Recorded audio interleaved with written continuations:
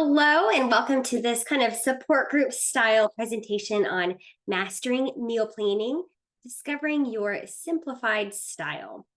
My name is Steph Wagner. I am a bariatric surgery dietitian. You can find me at bariatricfoodcoach.com and on YouTube and Instagram and all the places. I'll tell you a little bit more about me and what I do, but we're just going to jump right into this topic of meal planning.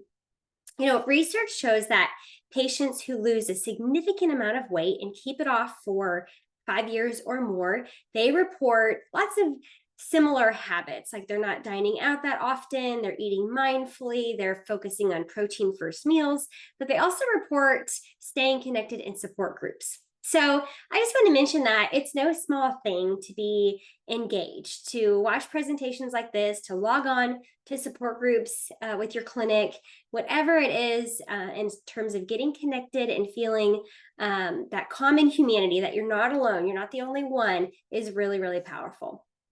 So I'm going to take us on this journey to discovering your meal planning style in a way that makes food more simple instead of feeling like a big mountain to climb. And that's what I really love to do at bariatricfoodcoach.com. So if you're looking for more support, you have more questions, you're looking for more ideas, come find me online. I've been making resources every day for bariatric surgery patients since 2013.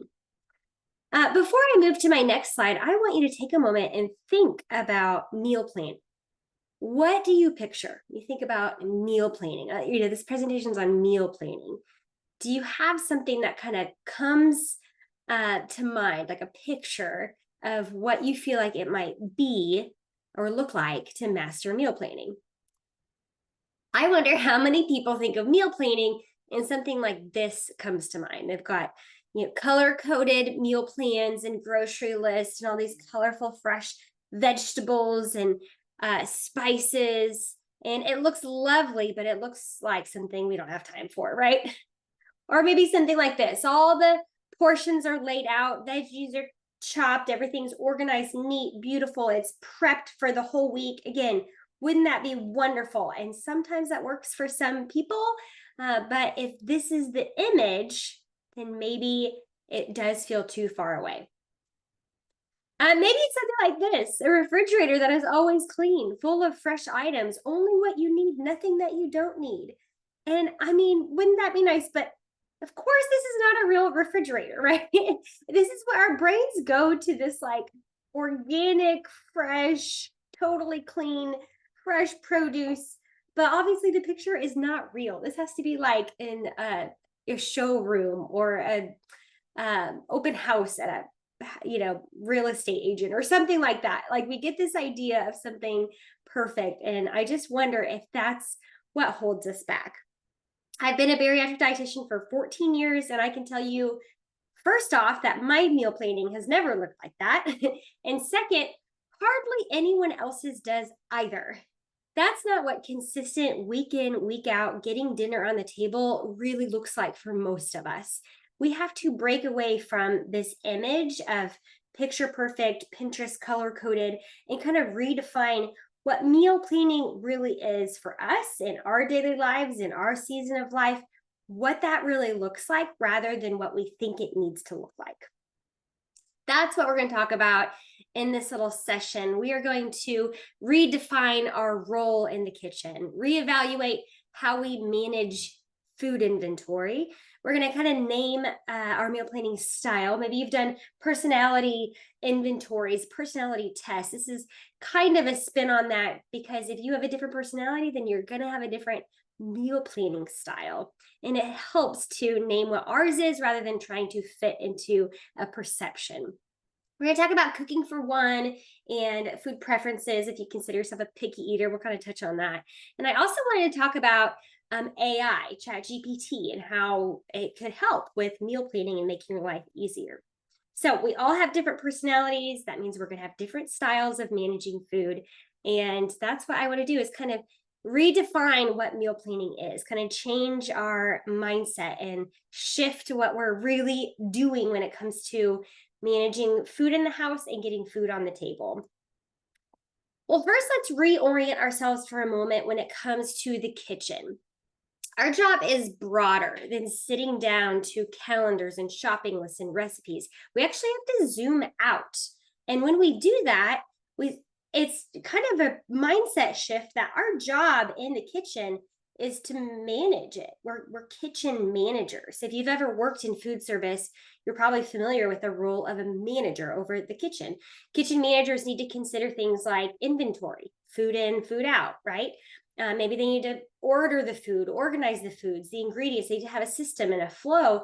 And that's what makes the day in, day out operations of the kitchen more feasible, because there's structure, there's organization in place. Not that it needs to be perfect in our home kitchens, but we're just kind of zooming out a minute and looking at the bigger flow of how the kitchen is being managed.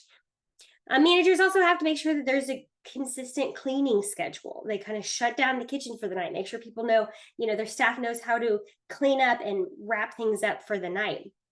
Knowing how things run in the daily life in kitchen can make the actual planning and executing so much easier. Because what if the kitchen manager kind of stored extra items in the kitchen that didn't belong there, or stuck things on shelves that didn't make any sense, or didn't have systems in place for cleaning or reordering? Like, no one would want to work in that kitchen. They don't know what is going on. It's chaos, it's overwhelming. And this is part of why this is the image that we're making for being at home and how to manage things well. Again, not that it needs to be perfect, but this is how zooming out and realizing I have too much in my kitchen. I need to declutter. I need to get rid of things I don't use anymore. I don't host huge parties. Why do I have all this stuff for entertaining? Or I don't actually need this many plates or this many bowls. And maybe you want to invest in new kind of bariatric friendly kitchen tools, but you have nowhere to put those things. So all of this really does matter in the day in the day out, so that you don't get overwhelmed and just not cook. So again, before we talk about writing menus and meal plans, zoom out and think about the environment and some of your basic systems that could set you up for better success. We all have things we value in our kitchens. Maybe you love your kitchen to feel homey and welcoming. If that's you, then maybe take a minute and name what makes your kitchen feel homey and welcoming. What about your kitchen feels really enjoyable to be there?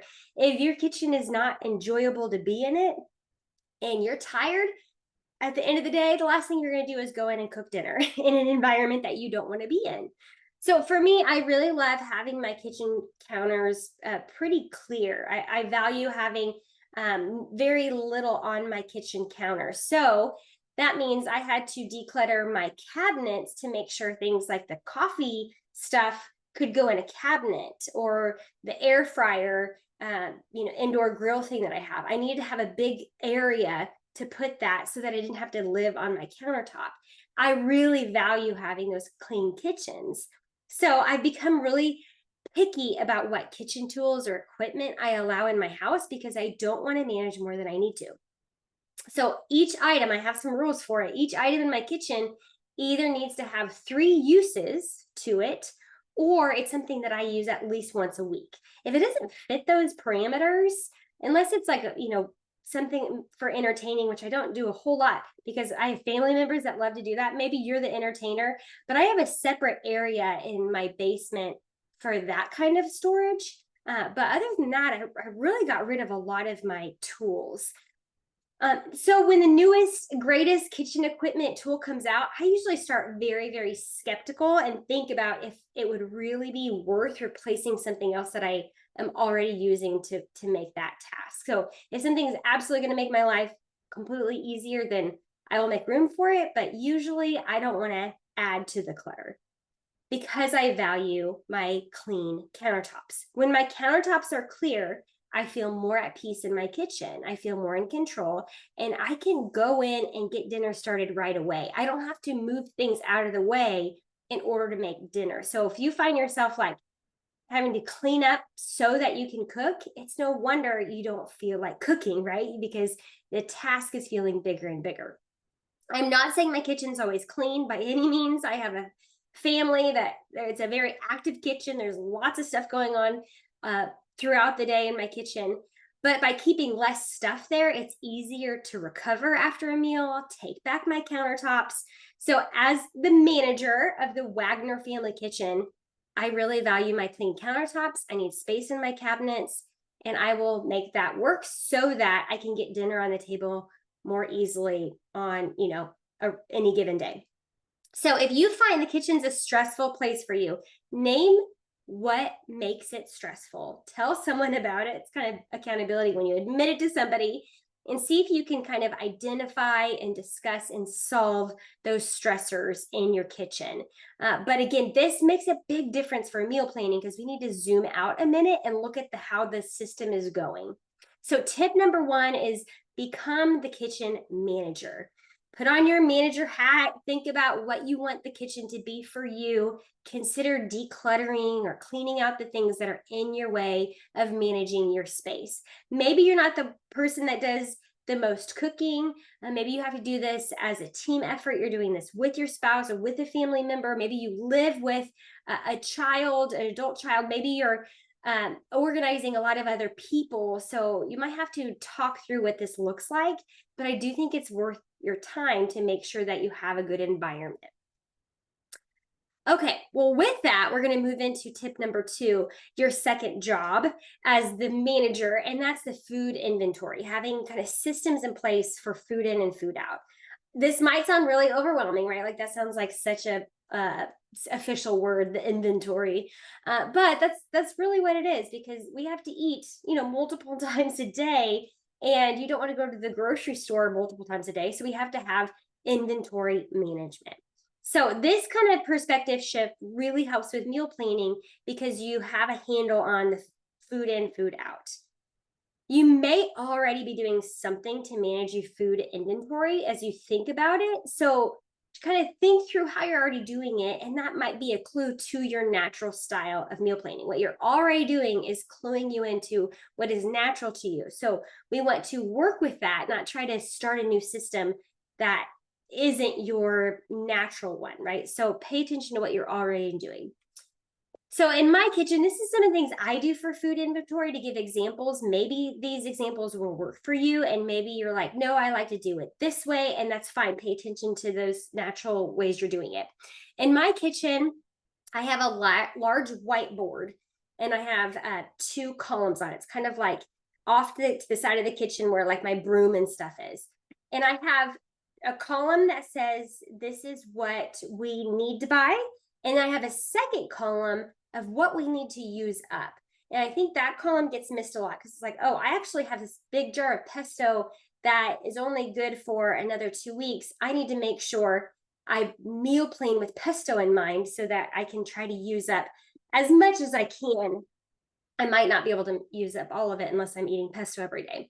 But that's an example of inventory management. What do I need, but what do I need to use?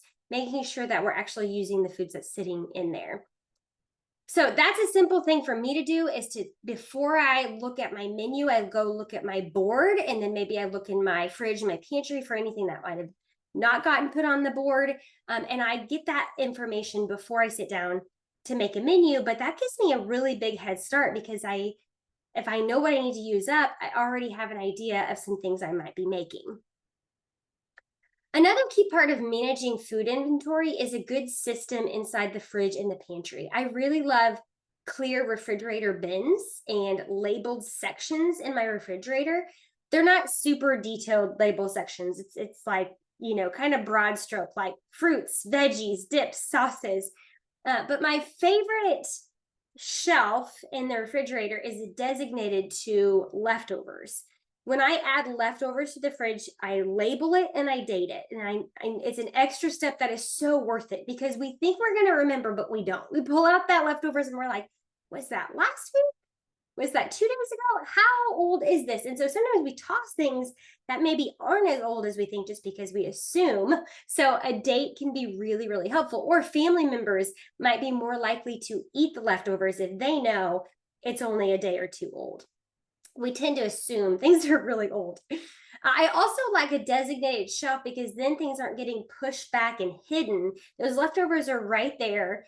Everyone knows it's with the leftover section, but if leftovers get pushed to different nooks and crannies, that's when they, go into the abyss and get pulled out looking real nasty. So label it, date it, have a designated spot. But I also like having designated spots because my family knows how to put groceries away, where to put stuff for the most part. And they also know where to look when they're looking for something. And then when it comes to leftovers, so my strategy mostly, again, it's different every week, but for the most part, Saturday lunchtime is when we pull all the leftovers out and we make a big buffet and have just a lunch of whatever's left over. And when we're all done choosing, I can tell what needs to get tossed. Or if I have too many leftovers, I'll use a vacuum sealer, seal it, freeze it for another time so it doesn't go to waste. So that's a great cost savings tip also. One of my favorite things to do is for cost savings, is to scope out the sales on meats. Usually I shop at Aldi, sometimes Walmart, or we have a grocery store nearby that has really good meat sales and they have really quality options, and some of them are pre-marinated. There's lots of great choices. So I have an app on my phone called Flip, F-L-I-P-P, and you can get all of the weekly ads for different major grocery stores or stores in your area, and you can look at the meat sales, then plan your meals from that. So between your what I need to use up list and then your meat sales, you can make a menu and one that's going to be more cost effective because you've been paying attention to what you have and what's on sale. So those are some money saving tips. And again, if my leftovers are overflowing, it's time to vacuum seal and freeze it. And that saves lots of money as well. So managing food inventory can be a really fun way to see your dollar go further. If you're getting frustrated with feeling like you're wasting food, you're throwing things out, getting a good inventory system will help you feel like you've got a much better handle on it. So tip number one, become that kitchen manager. Kind of have your systems in place, declutter, make it a peaceful environment the best you can. Number two is have your food inventory systems. So let's pause and check in here for a moment. I don't want this to overwhelm you. Sometimes that feels really overwhelming. Like, Steph, you said don't worry about having this color-coded system, but then you overwhelmed me with being a manager and having inventory. It's just like, it's not that complicated. Usually these are things we are doing. It's just noticing them and realizing how impactful they are on the day in the day out can make us like lean into it more. Like, oh, I do like cooking when my kitchen is clean. How can I make that easier? Or, oh, I do really like having a list of things I need to use up and using that for meal planning. How can I lean into that more? So don't let words like manager and inventory be overwhelming, but it can really help you to make meal planning like a faster experience each week rather than this overwhelming, daunting thing to sit down and clean out your kitchen and order your groceries and all those things. So try not to let it overwhelm you. The more you do it, the easier it gets, and the more you declutter, the easier it gets. Okay, so with this kind of perspective shift, we're going to talk now about meal planning styles. Commonly, I see what I call two styles of meal planners, and then it gets more detailed after that. But kind of the two broad categories that I see are more of a macro style meal planner and a micro. A macro planner is more of a big picture planner. This is you if maybe you have chicken in your freezer and you have some options of what you might do with it, just kind of floating around your head. Maybe you're more of a Costco or Sam's shopper. You might have a meal plan in your head, maybe on a Post-it note, but either way, you're still getting dinner on the table, even if it's not some planned, detailed ordeal.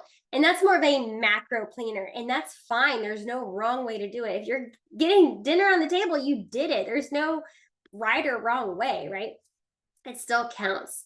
A micro meal planner, this person might be a little more like the pictures we started with, even if not perfect, but they might enjoy writing out the menu for the week. And they might prefer a written plan for breakfast, lunch, and dinner so they don't have to worry about it later. Maybe they like to know what recipes they will be using through the week. Like they enjoy a little bit more of the detail. They got dinner on the table, they had the right amount of leftovers for lunch the next day, and that works too. And maybe different seasons of life kind of send you to one or the other. Maybe you're in a season where you're like, I just have to keep going and I have to feed people and I have to do more of a macro style because I don't have any energy beyond that. Totally fine. Again, there's no right or wrong way to get dinner on the table. But for somebody that maybe is in a season of life where they can put more energy into making a menu and a meal plan and trying new recipes, they might be doing more of the macro style. Maybe you're somewhere in the middle. I usually am somewhere in the middle, and different seasons of life will sway me more towards one or the other. And that's great. That's just kind of naming it. It doesn't have to look a certain way. Whatever systems you already have in place, again, lean into that. Don't try to create a new strategy. Just kind of name it like, yeah, this is what works the most often for me. I'm going to write that down and I'm going to try to make it a little more official so I can just kind of keep churning through that and making it more consistent. So how you get meals planned, groceries bought, dinner cooked, it can look different and still reach the goal of quality food at your meal times. So let's take kind of this little mental quiz together, using a little virtual show of hands, just to illustrate the point that we have different meal planning styles, and that's okay. I want you to feel freedom in that. So I'll read the question, and then just mentally or physically at home, you can raise your hand. So do you prefer grocery pickup, delivery, or shopping in the store? So grocery pickup, delivery, shopping in the store. Maybe it's all three at different times. Mostly these days, I have them delivered to my house, but I do still love wandering a store. Do you prefer planning all the dinners for the week? Or having an idea of some things you'll make and deciding what you feel like later? I like to have a plan for what I'm having during the week so I don't have to make a decision the day of. But sometimes I change it last minute because of what we have or what sounds good. So you could be either one, planning for the week or having an idea and making it work out later. Do you prefer buying in bulk or buying what you need? Could be a little bit of both. I'm more of a buy what I need, and I have a little bit of stuff in bulk. Do you like a pre-written meal plan that you can follow, or do you hate being told what to eat? I would say I'm kind of in the middle. Sometimes I follow my own menus on my website, and other times I don't. I want to make it up as I go and pick my own meals. Something else is like I love to eat by the season. So if I'm going to make a menu, I'm going to start by looking at the weather, because if it's cold and rainy, I want some chili. If it's really warm and nice out, I want to grill. So I think paying attention to the season and the weather can make meal planning more enjoyable and even a little more speedy, because then you don't have that writer's block. So this is just an example of how I've named my own style, but kind of putting a name to it helps you find your own identity in it and then have freedom to be who you are when it comes to meal planning. So that's why I like naming this rather than feeling like it needs to look a certain way.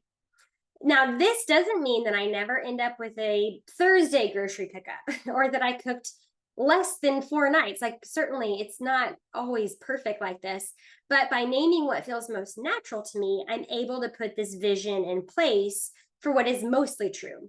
So there's this phrase that I've made up. I use it a lot in my video courses and blogs and stuff. And I think it works really well in a lot of ways. And that phrase is structured flexibility.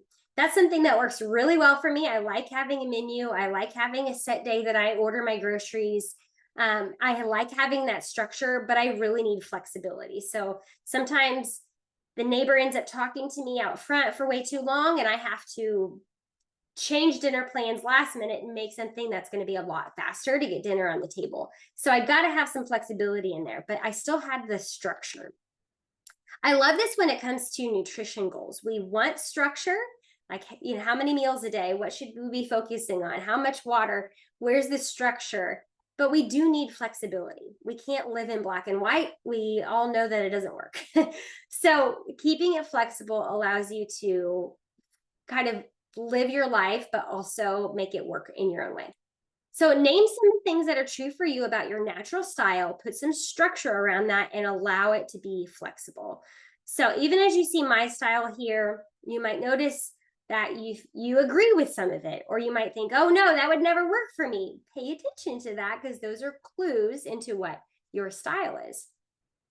And you might say, my style is simple, instead of, I'm not a good cook. Or you might say, my style is flavorful, because you love finding new spices. Or you might say, my style is short-term focused, because you can't think too many days ahead of time. So you're short-term focused, you only plan 2 days ahead. There's no wrong answer. You're allowed to pick whatever you want. It's just finding your style and naming it so that you can lean into it. Okay, this can help you find recipes online also, because you might think, well, this recipe is not simple enough, and I'm more of a simple style meal planner. Or you might think, this recipe is not flavorful enough.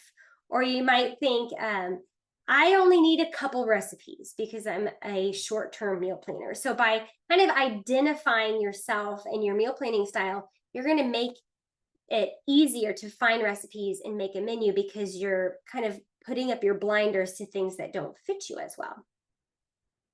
So that's tip number 3, is trying to define your style. It may change at times depending on the week or the season, but naming some things about your style can be really helpful. You might say, I like to plan on Sundays. I prefer grocery pickup.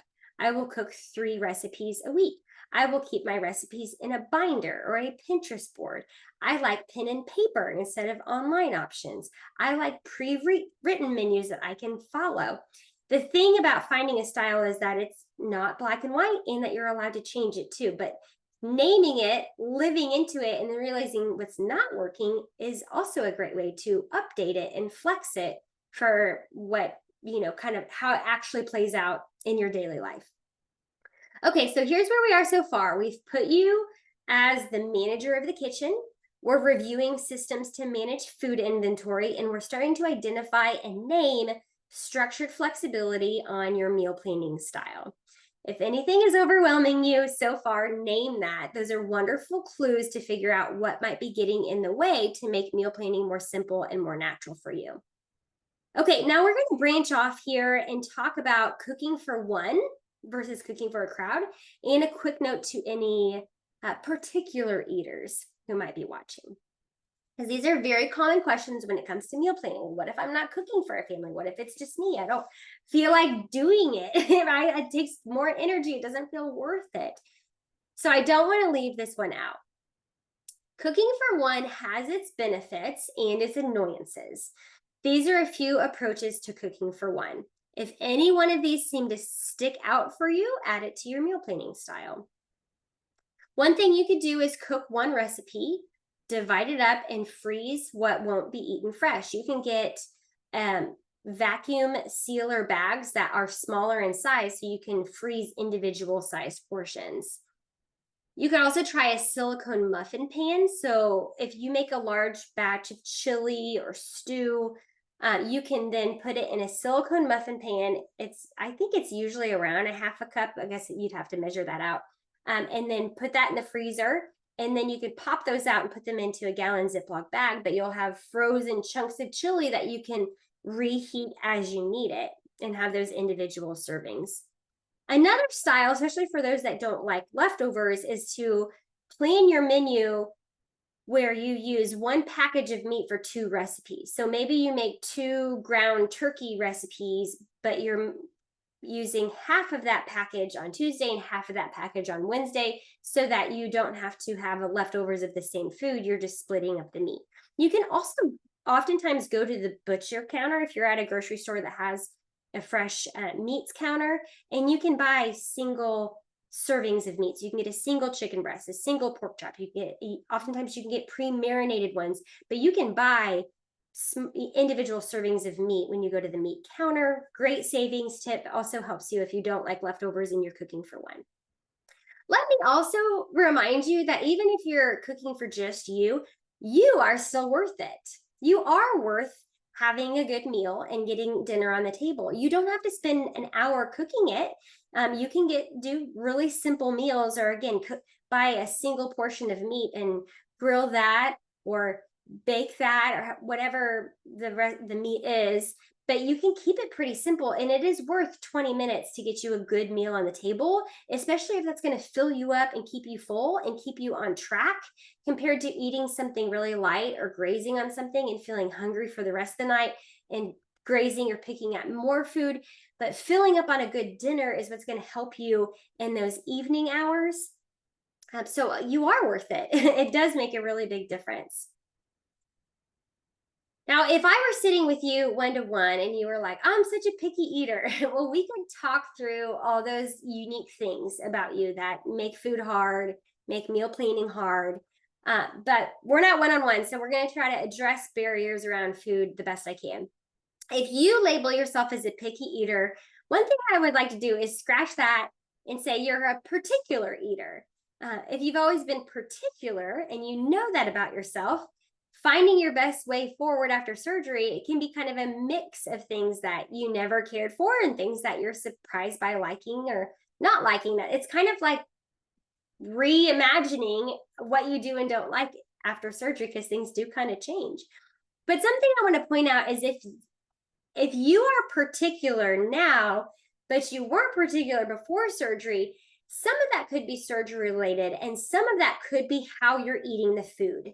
Bite sizes and speed of eating can make a really big difference in how you tolerate your food, how the food settles, if it sounds good. But if you've been eating chicken that's dry, it's hitting heavy, and you're starting to lose your appetite for chicken, it makes meal planning really, really hard. And if you used to like chicken, then there's a really good chance we can get you back into enjoying chicken, but we have to look at how to keep moisture in it. I have a blog on my website about keeping moisture in your meats, so maybe go look for that if it would be helpful. And also, the bite size and speed makes a really big difference. So you want your bites to be about the size of a black bean or your pinky fingernail. Put your fork down in between your bites. You can use the Bariatric app. It has a little timer function, so it's kind of like a metronome that will ding when it's been 20 seconds or however long you're wanting to wait in between your bite, but something that will pace you out. So maybe cut your food before you get started so you don't forget to keep your bites small. Use a cocktail fork, whatever tips and tricks work for you. But if you're finding you're more particular, especially around meats, since surgery, it could be eating behavior related. But if you've always been particular and you know it's not surgery related, then it could be eating behaviors, and it could just be part of who you are. One thing you can do is take really clear notes at each meal and be specific on what made it unappetizing. What did you not like about it? Was it the smell? Was it the texture? Was it the taste? And be really specific, because sometimes whenever you're more specific, then you can say, well, it's not that I don't like all pork chops, I just didn't like this pork chop. And that way you're not just wiping out a whole food group or food option. You're getting more specific, and that can be really helpful so you don't feel as strapped for options with your meats and meals. I also have a free download on my website. It's called the Don't Jump to Conclusions mat. Brownie points if you know the movie. That's a fun way to answer questions while you're eating to help you clue into what would make the meal more enjoyable. So it has different questions while you're eating that you can answer. If smells are causing you to lose your appetite for food, you might try a crock pot in the garage, or buy pre-cooked proteins so you don't have to smell them during cooking. So again, just naming it. Is it related to the smells? Is it related to the textures? Would it be better to grill or roast the veggies instead of steaming them? Noticing those things can help you to not feel too limited on your choices. Another free download on my site is a food list, a bariatric food list. So I have patients with particular tastes.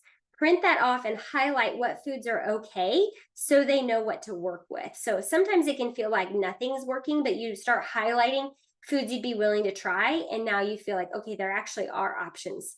I just needed to look at what I can do, not get overwhelmed with what isn't working. So both of those are free downloads. I'll put them as a link in the description. All right, now let's wrap up by talking about AI in meal planning. Have you used ChatGPT? It's been out for a while now, so it's not as new as it used to be. But if you haven't tried it yet, or you haven't tried it for meal planning, let's go through kind of a crash course on how to use ChatGPT to save you some time. At this point, it is still free. If you go to chat.openai.com, make a free login. There's a paid option, but you can still do an unpaid option. And that's it to get you started. This slide might be kind of hard to see, but I logged in and started a chat session with the bot, and I asked them to make a bariatric friendly menu for 4 nights a week, because my style is 4 nights a week. And this is how it answered. It said, sure, here's a simple bariatric menu. Please note it's important to consult with a registered dietitian for advice. Anyway, and then it says night 1, night 2, night 3, night 4.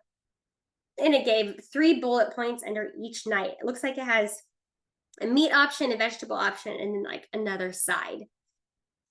So far, just this first answer, the pros, the first thing is like, oh my gosh, it worked. That was so cool. It's so cool to see the answer come back. It gave me 4 nights of ideas. Some of the cons, again, right off the bat, it didn't give me recipes.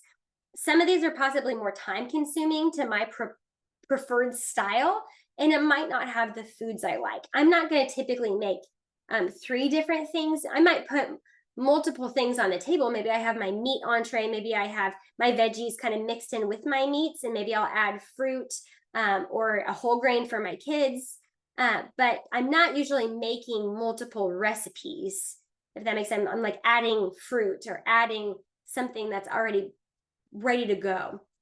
That's a little too complicated for me. So I typed back, make the meals more simple to prepare. So it came back and gave me some like pre-packaged salad greens, stir-fried veggies that are pre-cut. So it started to give me some ways to save time. But I did a different way as I was testing. I copied and pasted a recipe from my website, and I asked for a meal plan for 4 nights similar to that recipe, because I knew that was a recipe I liked. That's my style.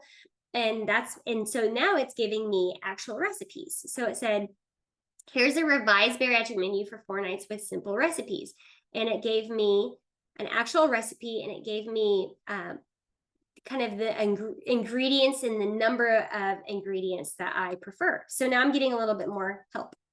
Those are some more examples: turkey lettuce wraps, grilled sirloin steak with Brussels sprouts.